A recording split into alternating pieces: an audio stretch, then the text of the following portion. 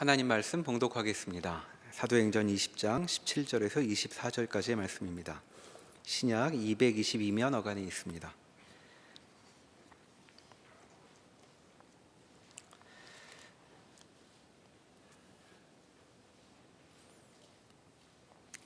바울이 밀레도에서 사람을 에베소에 보내어 교회 장로들을 청하니 오매 그들이 말하되 아시아에 들어온 첫날부터 지금까지 내가 항상 여러분 가운데서 어떻게 행하였는지를 여러분도 아는 바니 곧 모든 겸손과 눈물이며 유대인의 관계로 말미암아 당한 시험을 참고 주를 섬긴 것과 유익한 것은 무엇이든지 공중 앞에서나 각 집에서나 거리낌 없이 여러분에게 전하여 가르치고 유대인과 헬라인들에게 하나님께 대한 회개와 우리 주 예수 그리스도께 대한 믿음을 증언한 것이라. 보라, 이제 나는 성령에 매여 예루살렘으로 가는데 거기서 무슨 일을 당할는지 알지 못하노라. 오직 성령이 각 성에서 내게 증언하여 결박과 환난이 나를 기다린다 하시나 내가 달려갈 길과 주 예수께 받은 사명 곧 하나님의 은혜의 복음을 증언하는 일을 마치려 하면은 나의 생명조차 조금도 귀한 것으로 여기지 아니하노라. 아멘. 이제 바울은 지금의 이제 터키의 그 아나톨리아 반도 지역, 갈라디아 지역과 그 다음에 이제 에베소를 비롯한 소아시아 지역. 그러니까 원래는 이제 아시아라고 불렸는데 이제 우리가 지금 알고 있는 아시아 대륙과 구분하기 위해서 이제 소아시아라고 부르는 겁니다. 그러니까 아시아라는 말도 이제 서양 사람들이 강 건너 이제 그리스가 있었던 마케도니아 반도 건너편에 있던 그 땅을 지칭하는 말이었는데 그것이 이제 아시아 대륙 전체를 가리키는 말이 된 것이죠. 아무튼 소아시아 지역 그리고 이제 바다를 넘어 이제 마케도니아 반도에 있는 그리스의 여러 도시들을 이제 사도 바울이 가서 복음을 전하고 이제 교회를 세우는 일을 이제 하였습니다. 그것이 이제 바울의 1차 전도 여행. 그러니까 1차 전도 여행에는 주로 이제 갈라디아 지역을 다녀온 것이고 2차 전도 여행에서는 이제 주로 이제 그리스에 있는 여러 도시들을 방문을 한 것이죠. 뭐 데살로니가라든지 뭐 고린도라든지 그 아덴으로 적혀 있는 아테네라든지 그리고 이제 3차 전도 여행에서는 소아시아 지역과 함께 이제 그런 지역들을 한 번 더 이제 둘러본 후에 예루살렘으로 이제 우리가 지도상으로 보면 내려가는 것이고 성경의 용법으로 보면 예루살렘으로 올라가는 것입니다. 이제 그 모든 것이 이제 약간 수도를 중심으로 우리가 올라간다, 내려간다 이런 표현을 하잖아요. 그래서 이제 유대인들에게 있어서는 또 초대교회 공동체에 있어서는 예루살렘이 수도에 해당하는 도시이기 때문에 지도상으로 보면 북쪽에서 남쪽으로 이렇게 남하하는 것처럼 보이지만 이제 바울은 올라가는 심정으로 지금 이제 가고 있는 것이죠. 20장 1절을 보시면 그 소요가 그침에 바울은 제자들을 불러 권한 후에 작별하고 떠나 마게도냐로 갑니다. 여기서 이제 소요라는 것은 이제 19장에 나타나는 이제 그 소요인데 우리가 이제 지난주에도 이렇게 살펴보았던 그 에베소 지역을 이제 다시 가서 이제 복음을 이렇게 증거하는데 그곳에 있던 사람들이 이 복음이 이렇게 흥왕하면서 자기들이 이렇게 만들어내는 어떤 그 우상을 통한 생계가 이제 어려워진 사람들이 생긴 거예요. 은장색하는 사람들, 우상에게 이제 은을 이렇게 덧입히고 이제 장식을 하는 기술자들인데, 일종의 이제 길드 같은 것이라고 볼 수 있겠죠. 그 사람들이 이제 뭐 아데미 여신, 그러니까 우리 지금 아르티메테스입니다. 미의 여신 비너스 같은 이제 그 미의 여신 상을 에베소는 이제 굉장히 유명하게 이렇게 섬겼는데 이것이 다 우상이라고 저들이 이야기를 하니 우상을 만들 필요가 없어지게 되는 것이죠. 그래서 자신들의 이 종교와 또 경제에 심히 악 영향을 준다라고 이제 모함하여 그 소요를 일으켜 이제 바울 일행을 이제 쫓아내는 것입니다. 이제 여기에는 이제 구체적으로 이제 그런 언급은 없습니다만 사실 바울은 어떤 도시에서건 그 오랫동안 정착할 수 없는 처지였던 걸로 보입니다. 이 사도행전을 보면 어느 도시에서건 가르치면 좀 있다가 누가 오는 거예요? 바울을 반대하는 유대인들이 오는 것입니다. 그래서 그의 사역을 반대하고 그래서 이제 여기는 잘 드러나 있지는 않습니다만 이 고린도서 같은 경우를 이렇게 보면 고린도후서 같은 경우에도 내가 너희한테 가고 싶은데 못 간다라고 이렇게 이야기를 합니다. 그러니까 이제 아마 이 고린도 교회 안에 바울을 반대하는 어떤 그런 사람들이 있어서 바울과 고린도 교회와의 그 관계가 일시적으로 굉장히 악화되었던 것이 아니냐라고 이제 신학자들이 추정을 하는데요. 그러니까 지난번에도 말씀드렸듯이 바울이 복음을 전하는 상황이 언제나 이상적이고 언제나 굉장히 바울이 복음만 전하면 사람들이 돌아오고 아주 뭐 흔쾌히 사람들이 바울을 반기고 이런 일들은 잘 일어나지 않았다는 겁니다.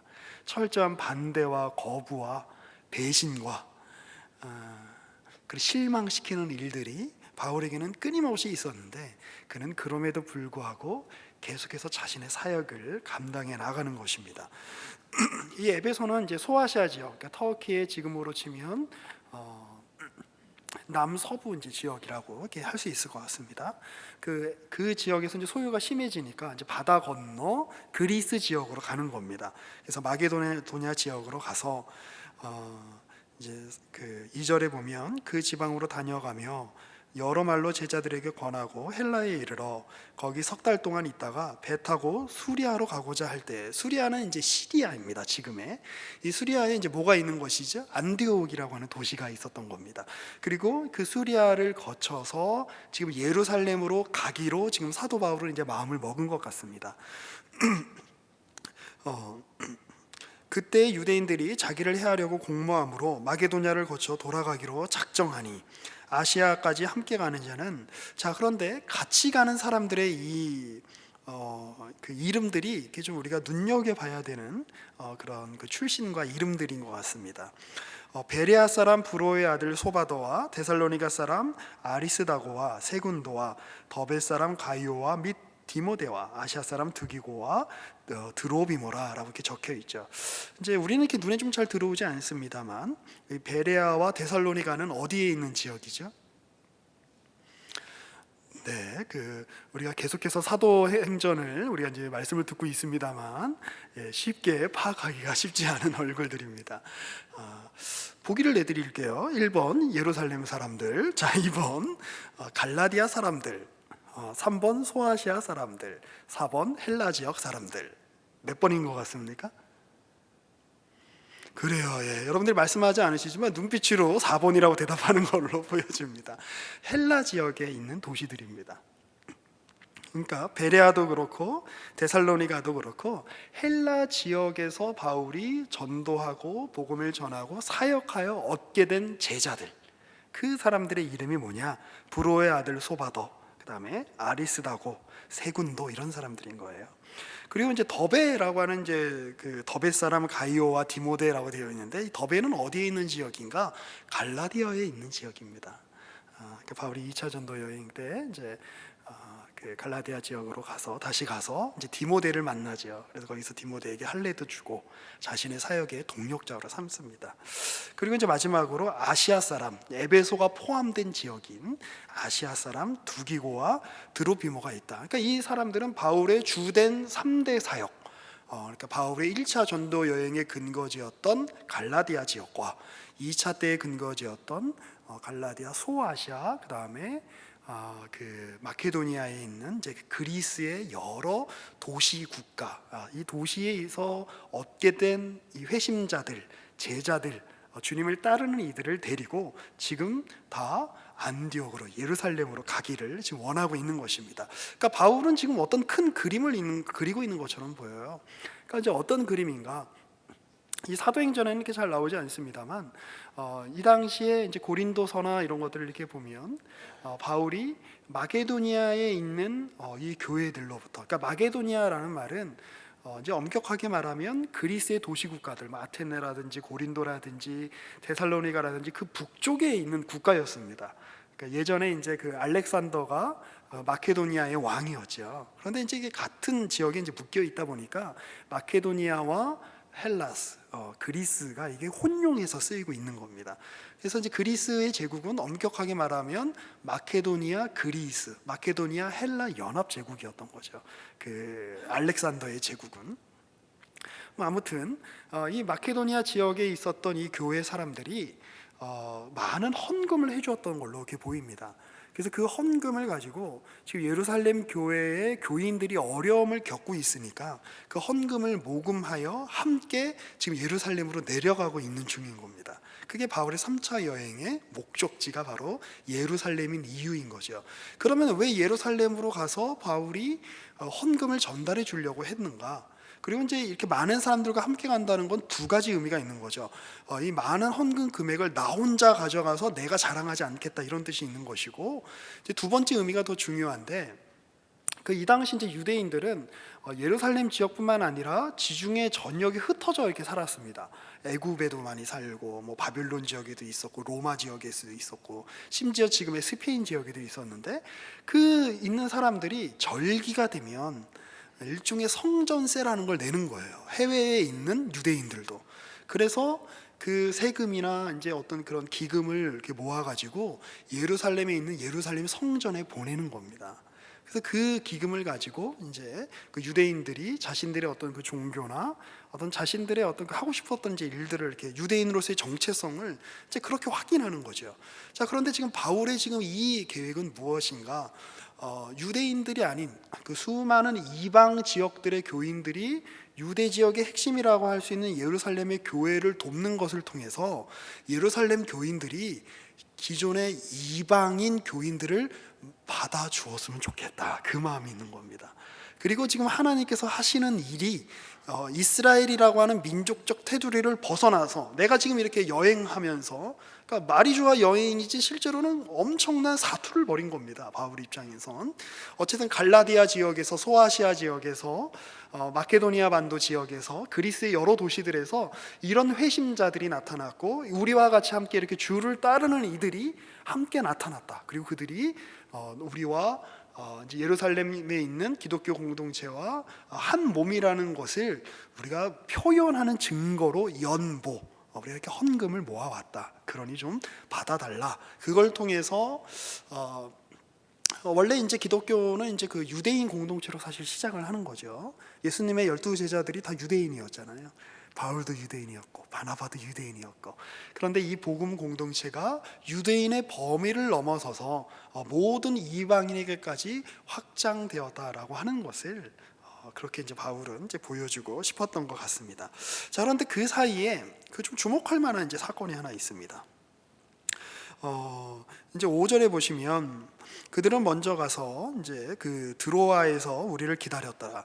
그러니까 이제 머릿속에 좀 그림이 잘 그려지실지 모르겠는데 지금의 터키 지역을 한번 떠올려 보세요.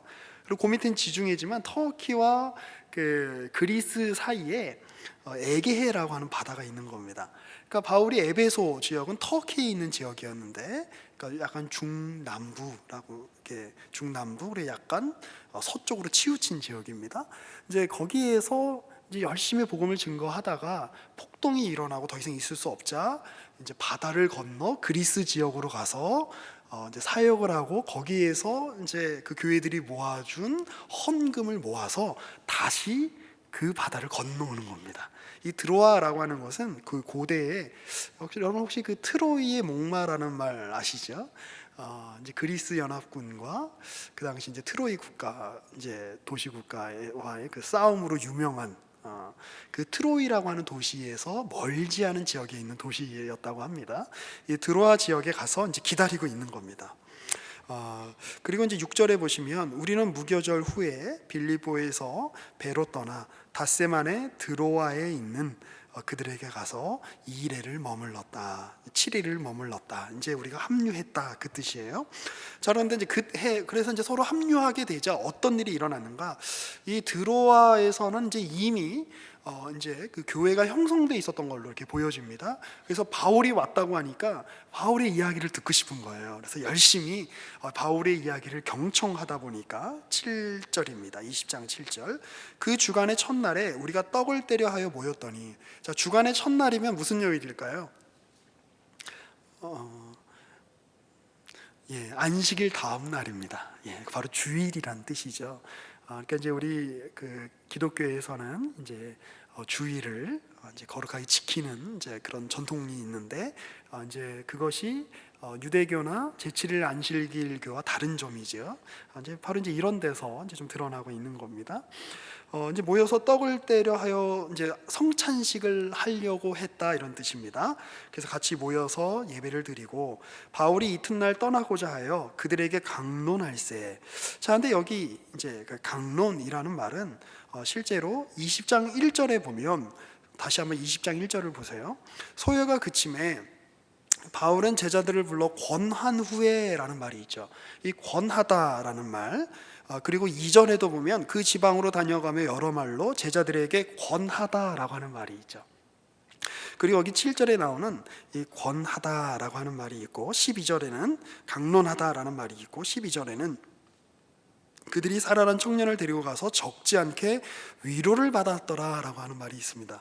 그러니까 이 바울의 강론은 그냥 설교한 것이 아니라 이제 원어를 이렇게 살펴보면 위로하고 권면했다, 이런 뜻입니다. 이 주님의 도를, 이 말씀을 함께 제자들과, 드로아에 있는 제자들과 함께 같이 이렇게 나누어서 그 듣는 제자들이 힘을 얻었다, 그런 이야기입니다. 그러한 바울의 사역은 드로아에서만 일어나는 것이 아니라 그러한 바울의 권함, 그런 바울의 권고, 그런 바울의 권면, 이것은 온 헬라 도시들에, 그리고 바울이 사역했던 소아시아 지역에, 갈라디아 지역에 바울의 주된 사역이었다라고 하는 것인데, 이 권하다 그리고 위로를 얻다라고 하는 말의 원어는 그 주님께서 그 성령을 향해서 지칭하셨던 그런 말과 동일한 이제 언어입니다. 그래서 성령께서 이 땅에 오셔서 하시는 중요한 사역이 무엇인가? 요한복음 같은 데 이렇게 말씀을 보면 성령이 우리 가운데 오셔서 보혜사가 되어 주신다. 그리고 우리에게 주님이 하신 일을 알려주신다. 그 뜻을 알려주신다. 함께 동행하시며 주의 말씀을 생각나게 하시고 실천하게 해주신다. 그런데 그 성령의 사역이라는 것이 어떤 그 황홀경에서 이루어진다거나, 그 어떤 그 신비적인 체험으로 이루어진다거나, 아니면 어떤 그 비상한 일상적이지 않은 그런 신비한 방법으로만 이어지는 것이 아니라, 오히려 지금 성경은 계속해서 끊임없이 이야기하듯이 성령이 지금 함께 하심으로 말미암아 바울의 권면하는 사역이 가능했다라고 이야기하는 겁니다. 다시 말하면 바울의 이 권면하는 사역은 곧 누구의 사역입니까? 성령의 사역이다. 그래서 우리가 그 성령께서 일하시고 성령께서 우리 가운데 역사하시고 교회를 이루게 하신다라고 할 때에, 우리 너무 좀 이렇게 한국교회적 맥락에서는 은사주의적으로 그걸 좀 이해하는 경향이 있습니다.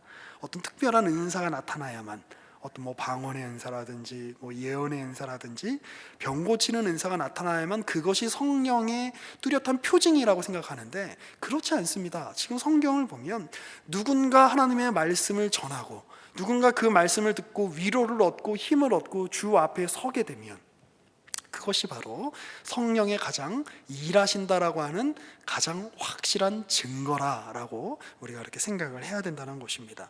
자, 그런데 이때 어떤 일이 일어나는가? 8절을 보시면 우리가 모인 윗 다락에 등불을 많이 켰는데, 한번 생각을 해보세요. 지금 이제 다락방에 이렇게 모여 있는데 사람들이 많이 모여 있습니다.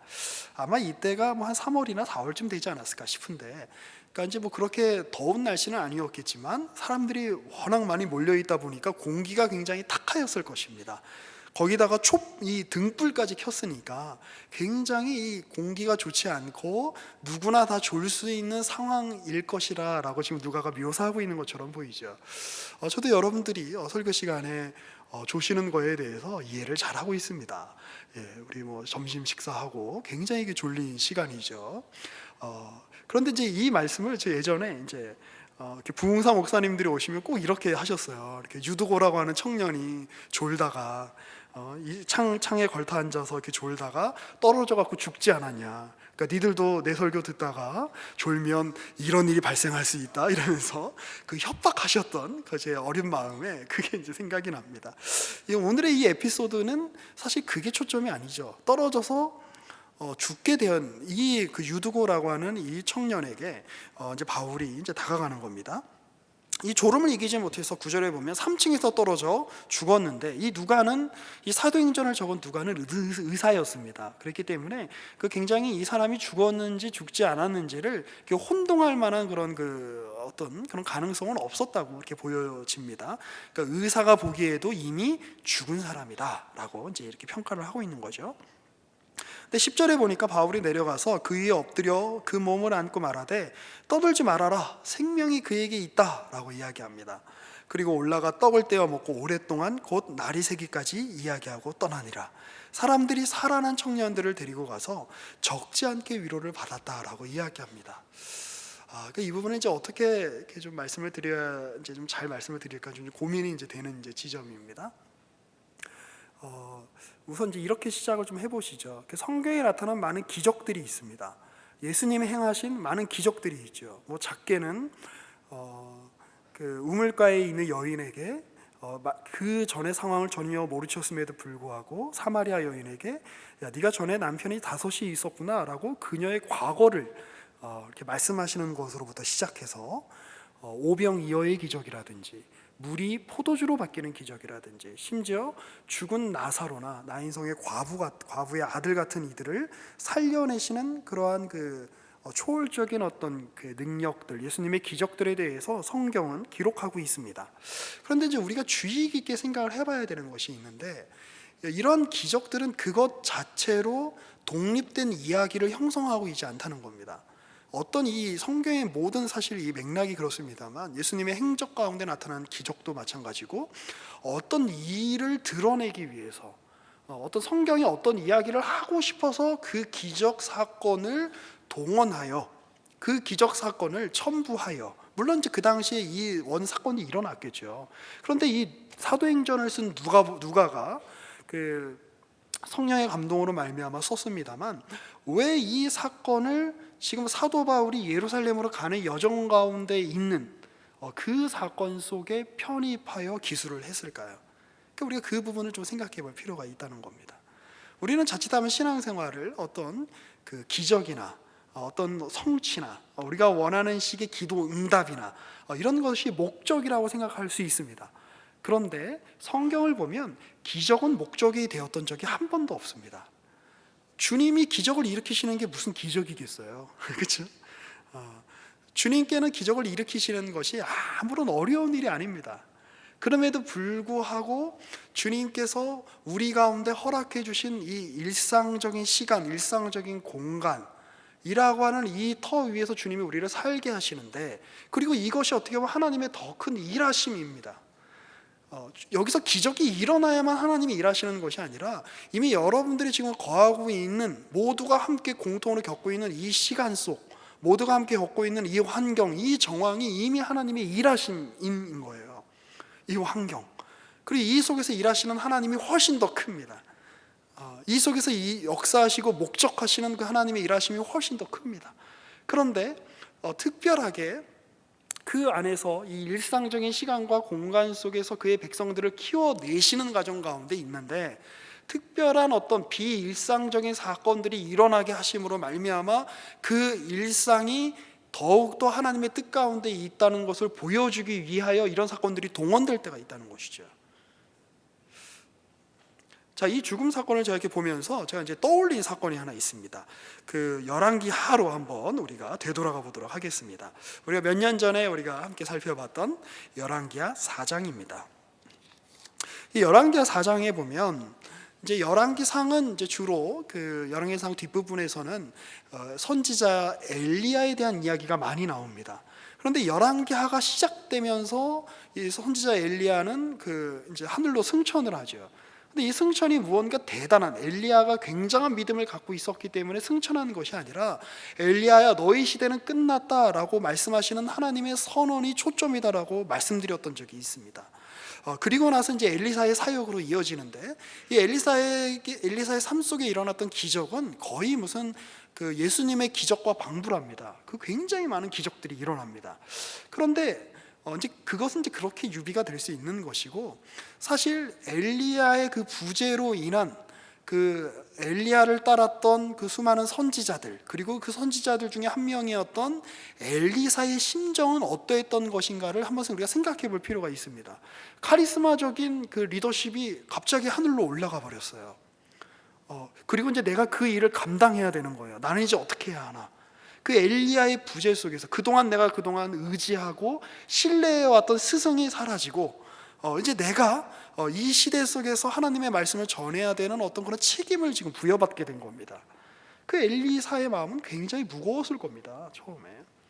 그런데 그런 엘리사를 통해서 하나님이 그 예수님을 제외하고는 가장 많은 기적을 일으키시는 도구로 지금 엘리사를 사용하고 있는 거죠. 그럼 엘리사의 삶 가운데 일어난 수많은 기적들, 뭐 나아만 장군의 문둥병이 낫는다든지, 무슨 뭐 이렇게 그를 잡으려고 온 아람 군대의 눈을 멀게 해주신다든지, 뭐 이런 기적들 자체가 초점이 아니라, 말씀드렸잖아요. 주님께서 기적을 일으키시는 게 무슨 기적이겠냐고. 그걸 통해서 그 가운데 말씀하시고자 하시는 하나님의 계획과 이스라엘을 향하신 하나님의 의도가 뭐냐, 이걸 살펴보는 게 중요하다라고 하는 것입니다. 자, 그 열왕기하 4장 32절에 보면 이제 이런 사건이 나오죠. 엘리사가 집에 들어가 보니 아이가 죽었는데, 이 아이는 그 엘리사를 이제 그 먹여 살린 수넴 여인의 아이였습니다. 그 자기의 침상에 눕혔는지라 들어가서는 문을 닫으니 두 사람뿐이라. 엘리사가 여호와께 기도하고 아이 입에 올라 엎드려 자기 입을 그의 입에, 자기 눈을 그의 눈에, 자기 손을 그의 손에 대고 그의 몸에 엎드렸다. 마치 바울이 그 유두고란 청년에 엎드려서 이제 기도한 것과 비슷한 내용입니다. 그랬더니 아이의 살이 차차 따뜻하더라. 엘리사가 내려서 집 안에서 한번 이리저리 다니고 다시 아이 위에 올라 엎드리니 아이가 7번 재치기 하고 눈을 뜨는지라. 그러니까 여기서 집에서 이리저리 왔다 갔다 했다, 7번 재채기를 했다, 이건 어떤 특별한 어떤 그 기적을 일으키기 위한 방법이 아닌 겁니다. 아이가 살아났다는 어떤 표징인 거예요. 죽은 줄 알았던, 아니 죽었던 아이가 하나님의 능력으로 말미암아 살아났다, 생생하게 살아났다, 그 뜻인 겁니다. 엘리야가 게하시를 불러 저 수넴 여인을 불러오라 하니 곧 부름에 여인이 들어가니 엘리사가 이르되 내 아들을 데리고 가라 하니라. 여인이 들어가서 엘리사의 발 앞에서 땅에 엎드려 절하고 아들을 안고 나아가는 것이죠. 그런데 이 수넴 여인이라고 하는 이 상황, 엘리사가 그 수넴 여인에게 그 자신의 어떤 그런 그 처지를 의탁할 수밖에 없었던 이 상황은 이 당시 북이스라엘에서 가장 그 어려웠던 이제 상황인 거죠. 기근이 나고 왕은 우상숭배를 하고 하나님의 백성들은 어디에 가 있는지 모르고, 이런 아주 최악과 극단적인 상황에서 이제 우리 이스라엘은 끝났는가? 언약 백성은 이제 끝났는가? 하나님은 더 일하시지 않는가? 라고 생각했던, 그것이 바로 이제 어떻게 보면 수넴 여인의 아들의 죽음으로 지금 표현되고 있는 겁니다. 이제 우리는 끝났는가라고 할 때에 주님께서 그렇지 않다, 나는 생명의 하나님이다, 나는 없게도 하지만 있게도 하는 하나님이다, 너희에게 펼쳐지는 모든 생사 화복은 나의 손안에 있는 것이다 라고 하며 하나님의 그 절대적인 주권과 일하심을 보여준 사건이 바로 이러한 이제 그 사건들이라고 하는 것입니다. 그리고 이제 이러한 사건들은 계속해서 그 엘리사를 통해서 펼쳐지는 기적들을 통해서 일어나고 있는데, 이러한 이 엘리사의 기적은 엘리사의 사역과 연장되어 있는 것이죠. 엘리사의 사역은 끊임없이 이스라엘의 하나님은 이스라엘의 주인은 왕이 아니라 바알 신이 아니라 오로지 여호와 하나님뿐이다라고 하는 것을 증언하는 데 있었습니다. 그 증언을 하기 위해 이 기적들이 동원되는 겁니다. 그리고 이 엘리사의 증언, 그리고 이 엘리사가 기름을 붓고 다른 왕들에게 기름을 붓고 왕조가 끝나게 하는 그 일들에 있어서는 이것이 엘리사로부터 시작된 것이 아니라 그것은 스승이었던 엘리야로부터 이어지는 사역이었다는 거죠. 그럼 이제 우리가 그 엘리야의 이야기를 한 번 더 우리가 살펴봤으면 좋겠는데, 열왕기상 19장입니다.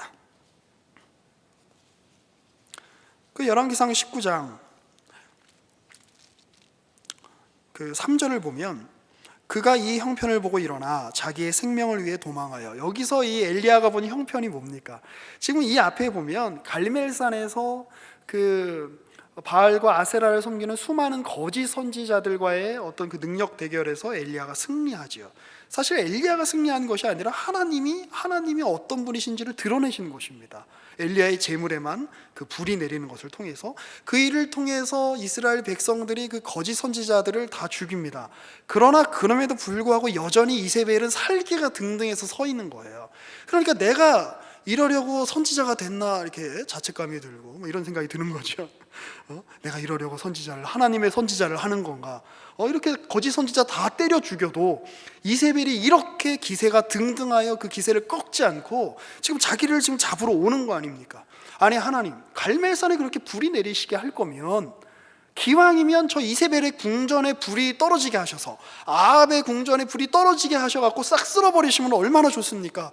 왜 여전히 그 부당한 권력이 살아있게 하셔서, 왜 여전히 이 부당한 현실이 계속 지속되게 하셔서 이게 뭔가라는 생각을 하게 만드십니까? 지금 이게 엘리야의 지금 심정인 거예요.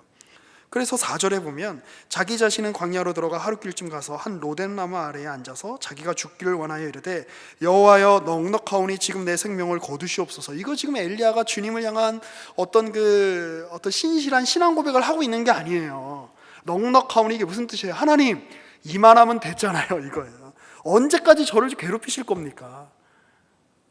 하나님, 저 이 정도 힘들게 하셨으면 됐잖아요. 그냥 차라리 죽게 해주십시오. 나 그냥 죽을래요. 이렇게 이야기하는 거죠.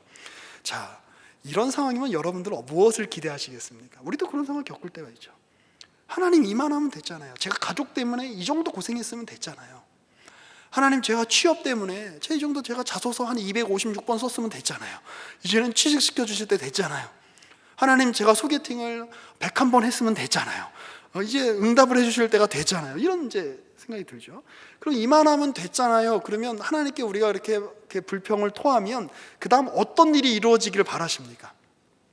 아예 그 상황을 끝내주시던가, 아예 주님이 응답해 주셔서 그래, 너는 취직하지 않고 살아갈 운명이다 라고 말씀을 해주신다든가, 너는 결혼하지 않고 살아갈 운명이란다 이렇게 얘기를 해주시면 속이 편하겠는데, 계속 그 결정은 되지 않고 뚜렷한 응답은 없고 막막한 그 시간을 연장시키겠다라고 말씀하시는 거예요. 그게 로뎀나무 사건입니다. 그래서 가끔 보면 이제 교회에서 만든 카페들 중에 로뎀나무 카페라고 있는데, 그 사실은 의미를 잘 몰라서 이름을 그렇게 지은 거예요. 그러니까 로뎀나무는 뭐냐면, 너 힘들지, 와서 떡 먹고 물 먹고 쉬어라, 이게 아니라 나 죽을 거예요 이러고 그냥 나 그냥 죽어버릴래요 이러고 이렇게 누웠는데, 주님이 천사를 보내셔서 어루만지시며 떡 먹어라, 물 먹어라, 그리고 계속 이렇게 살아라 라고 이야기하시는 거예요. 끈질기죠. 그 엘리야 입장에서 얼마나 지긋지긋합니까? 하나님, 그 죽지도 못하고 이러지도 못하고 저러지도 못하고. 그러니까 하나님은 얼마나 재밌으세요. 하나님, 나 죽여주세요 그러니까 엘리야를 어떻게 하신 거예요? 죽지 않고 그냥 병거 태워 하늘로 올려보내셨어요. 하나님의 사람들은 죽는 것도 자기 마음대로 안 된다 이거예요. 네가 뭔데 네가 죽을라 그러니? 너의 삶은, 너의 생명은 내 거다. 지금 그 얘기를 하시는 거예요. 그러면 이렇게 죽지 않게 하시는 그 하나님의 의도가 도대체 뭘까요? 그래서 결국 엘리야는 어디까지 가냐면 하나님의 산 호렙, 그러니까 신의 산까지 갑니다. 모세가 율법을 받은. 거기 굴 속에 들어가니까 거기서 세미한 음성이 나타나죠. 들려오죠. 그리고 뭐라고 말씀하시죠? 13절, 엘리야가 듣고 겉옷으로 얼굴을 가리고 나가 굴 어귀에 섬에 소리가 그에게 임하여 이르시되, 엘리야야, 네가 어찌하여 여기 있느냐? 무슨 얘기예요? 야, 네가 있어야 될 때는 이스라엘 땅 아니냐? 현실 아니냐?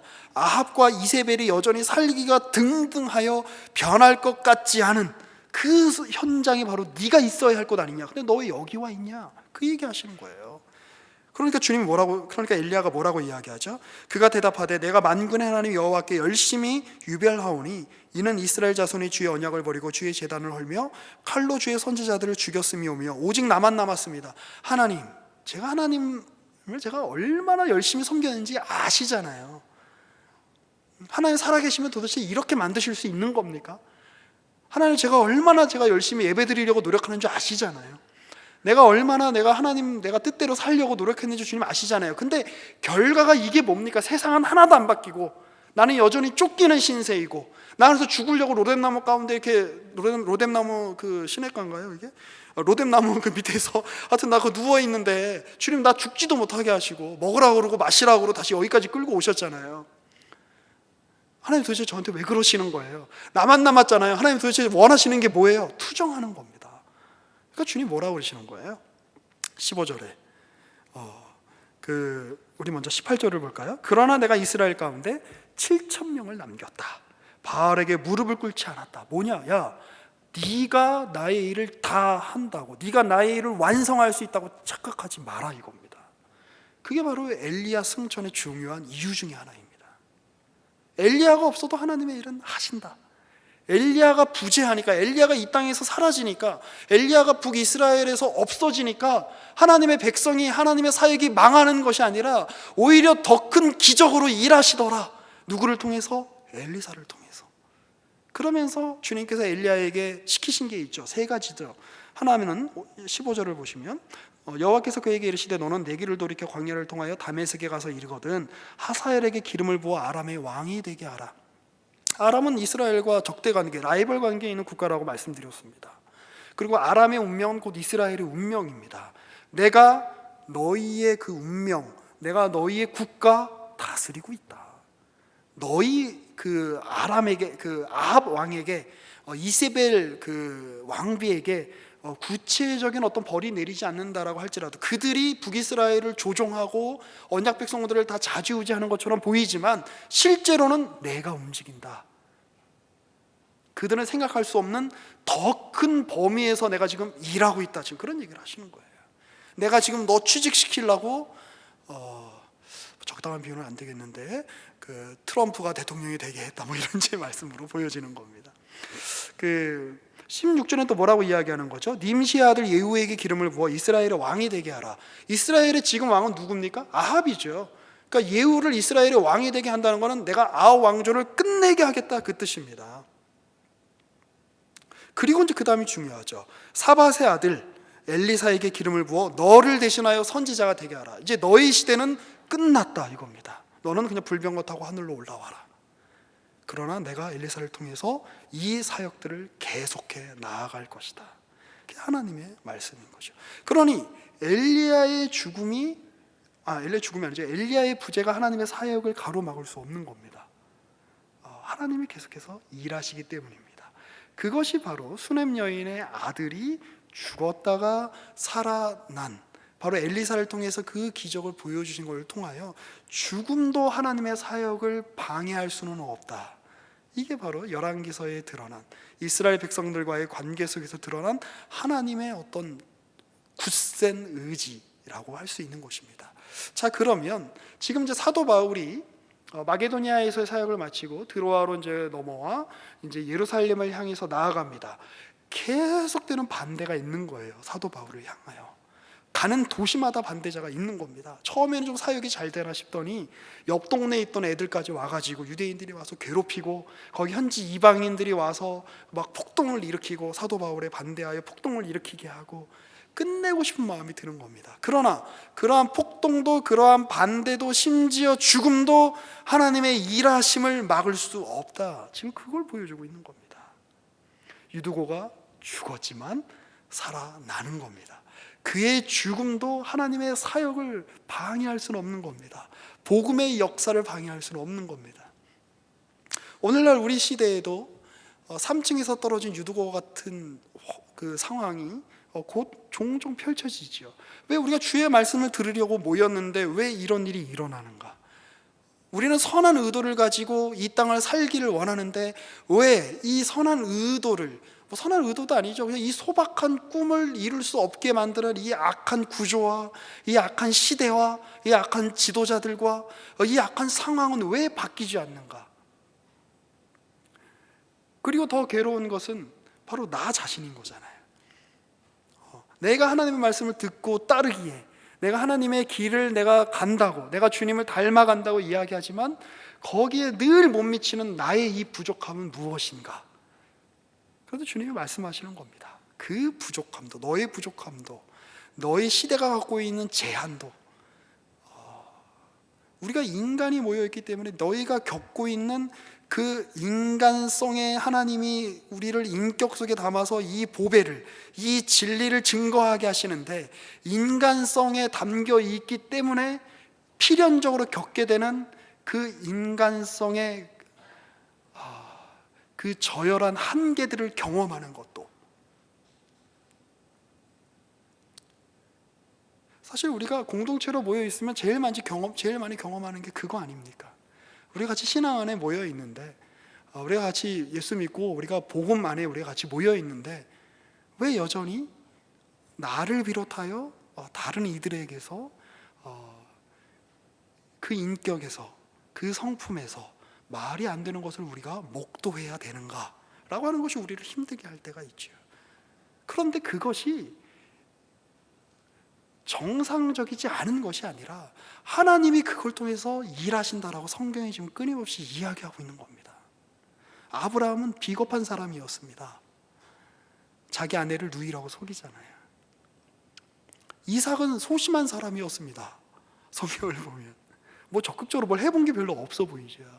야곱은요, 치사한 사람이었습니다.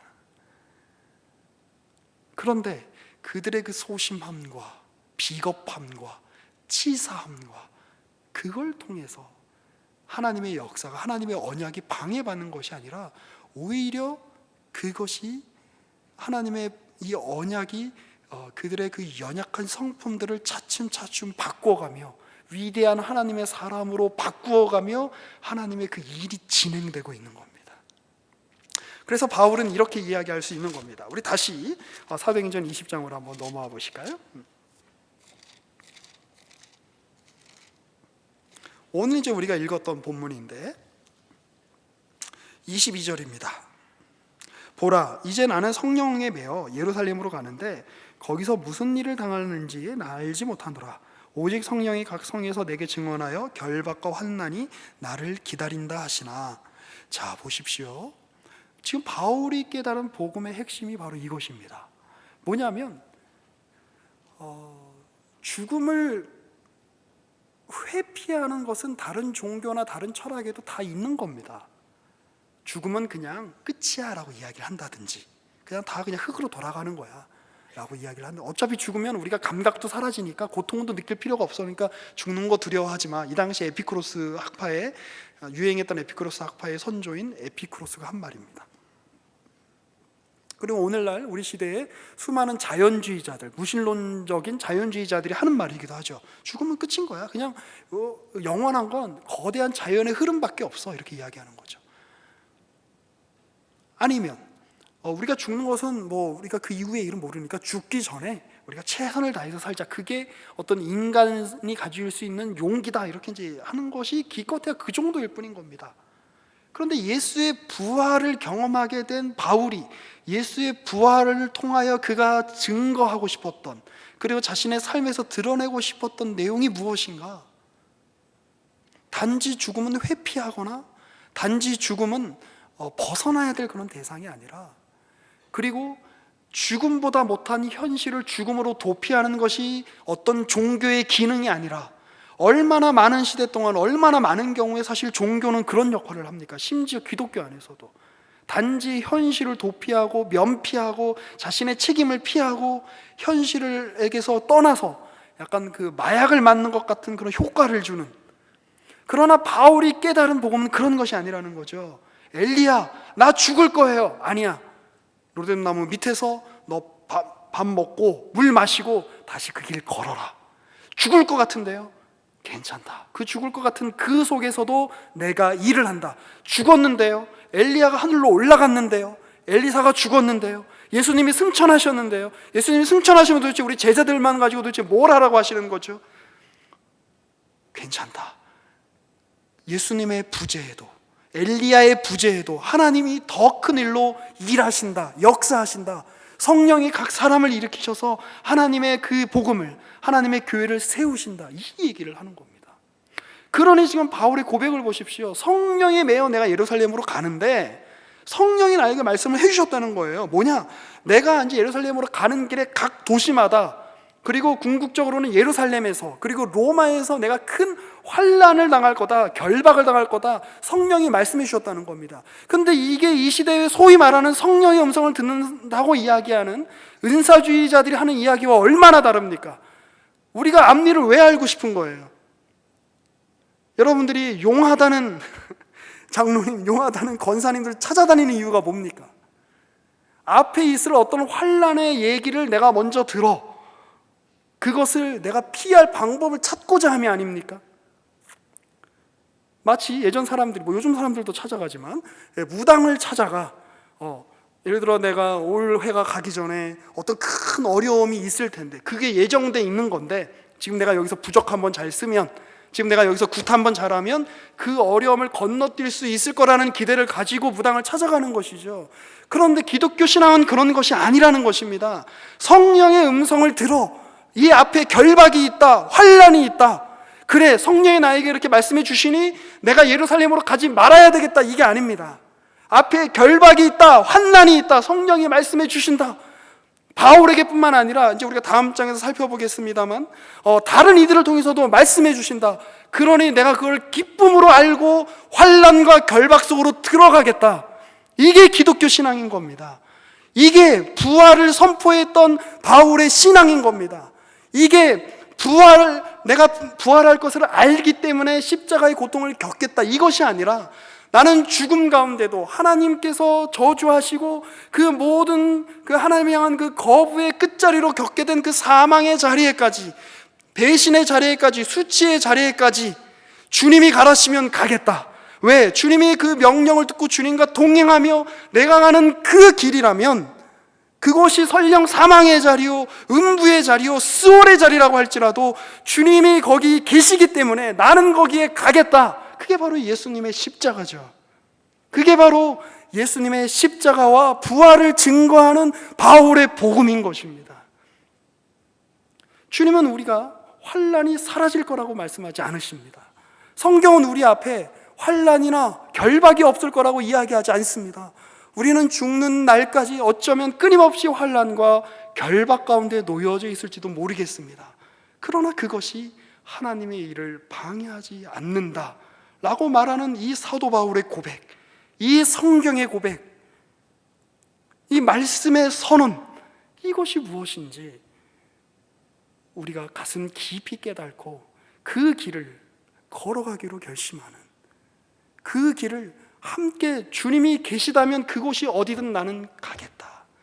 주님은 우리가 살아있을 때도 일하시고 설령 우리가 죽는다라고 할지라도 우리의 사망의 자리에서조차도 주님은 그 자리를 통해서도 일하시는 하나님이시라 라고 하는 이 바울의 믿음이 오늘 우리의 믿음이 되기를 이 말씀을 들어 권면하고 축복합니다. 기도하겠습니다. 살아계신 하나님, 사도 바울은 자신 앞에 많은 결박과 환난이 기다리고 있을 거라는 것을 알고 있었음에도 불구하고 주님께서 가라고 하신 그 길을 감수하며 걸어가는 그 장면들을 우리가 오늘 살펴보았습니다. 주님의 그 일하심은 인간의 그 어떠함으로 막을 수 없는 길이요, 심지어 사망으로도 막을 수 없는 그 길임을 우리가 이 시간에 고백합니다.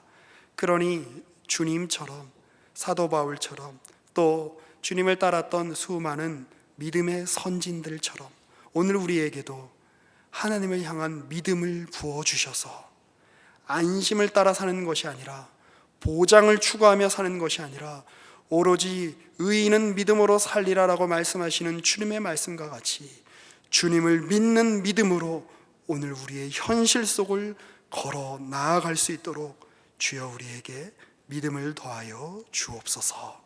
살아계신 예수님의 이름으로 기도합니다.